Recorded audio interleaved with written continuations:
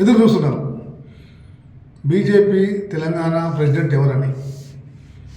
ఆయన కిషన్ రెడ్డి గారు ఉండే ఆయన కేంద్ర మంత్రికి వెళ్ళిపోయిన తర్వాత సమయం ఎవరికి కూడా దొరకడం కష్టమైంది. కాబట్టి ఎవరు అని ఉత్కంఠ ఉండే. నిన్న ఒక్కటే నామినేషన్ అధిష్టానం చెప్పినట్టుంది.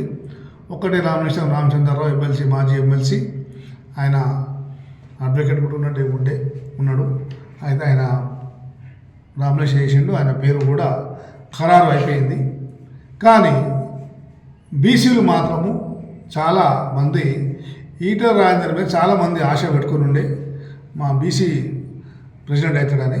కానీ కాలేదు. కాబట్టి బీసీలు బీజేపీకి దూరం అయ్యే అవకాశం ఉంది. ఎందుకంటే బీసీలు చాలామంది రాజేందర్ కానీ బండి సంజయ్ కానీ అని అనుకున్నారు. కానీ ఇద్దరు కాకపోవటం వల్ల ఈయన ఏజ్ కూడా చాలా పెద్దది మన రామచంద్రరావుది. ఇంకోటి ఈయనకు రాష్ట్రం మొత్తం క్యాడర్ లేదు, ఈయనకు ఫాలోవర్స్ లేదు, ఈయనకు చాలా తక్కువ ఫాలోవర్స్ ఉన్నారు. కాబట్టి ఇది బీజేపీకి మైనస్ పాయింటే. బీసీలు ఎస్సీలు చాలా దూరమయ్యే అవకాశం ఉంది. కానీ ఎనీహౌ ఒక లీడర్ మనిషి ఆయన కొంచెం టైం ఇవ్వగలిగితే ఇవ్వగలుగుతాడు. కానీ పార్టీని ముందుకు నడిపించలేడా అనేది మాత్రము ప్రశ్నార్థకమే. క్యాడర్ లేదు ఒకటి. రెండవది ఆయన బిజీ, ఆయన అడ్వకేట్గా బిజీ ఉంటాడు.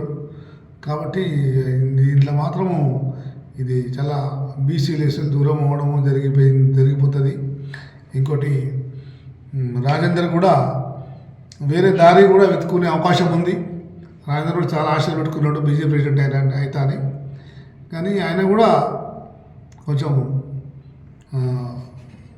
ప్రాబ్లంలోనే ఉన్నాడు. ఆయన ఏం చేయాలా, భవిష్యత్ కార్యక్రమం ఏం చేయాలా, పార్టీ పెట్టాలా వద్దా.